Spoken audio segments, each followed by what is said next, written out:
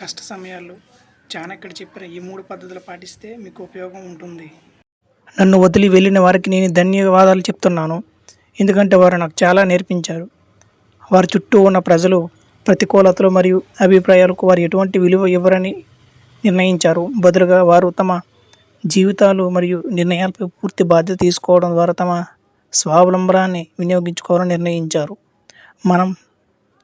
మన జీవితాలకు ఒక బలమైన లక్ష్యంతో కనెక్ట్ చేయాలి మరియు దానిలో మెల్లగా కాకుండా ముందుకు సాగాలి. మీ శక్తి మరియు కఠిన శ్రమ యొక్క గరిష్ట శక్తిని ఉపయోగించడం ద్వారా మీరు మీ లక్ష్యాలను సాధించగలరని నిజంగా విశ్వసించండి. ఇతరులు ఏమనుకుంటారు లేదా ఏమి చెప్తారనే విషయాలు పట్టించుకోకండి. మన మానసిక శక్తిని మరియు విద్యను పెంపొందించుకోవడం ద్వారా చాలా ఉపయోగం ఉంటుంది. ఈ లోకంలో మనం పొందగల అత్యంత ముఖ్యమైన శక్తి జ్ఞానం.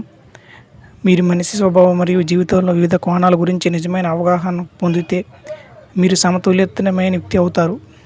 మీరు అవసరం లేని అలసత్వానికి మరియు అర్ధరాహిత్య వ్యసనాలకు సులభంగా విడిచిపెట్టగలుగుతారు.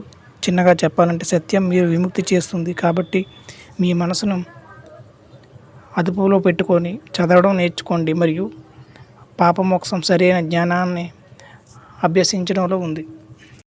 ఒక వ్యక్తి పుట్టుకతో కాదు కర్మల ద్వారా గొప్పవాడు అవుతాడు. ఆచార్య చాణక్యుని ఈ సత్యం మన జీవితం గమ్యాన్ని మనమే ఎంచుకునే స్వేచ్ఛను మనకు ఇస్తుంది.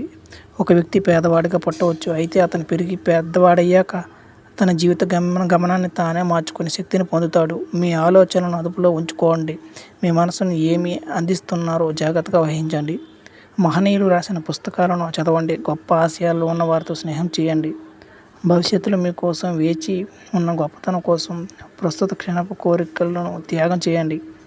మీరు కష్ట సుఖాల్లో స్థిరంగా నిలబడి పట్టుదలతో కొనసాగితే మీ విజయం రేపటి సూర్యరశ్మిలా స్పష్టమవుతుంది.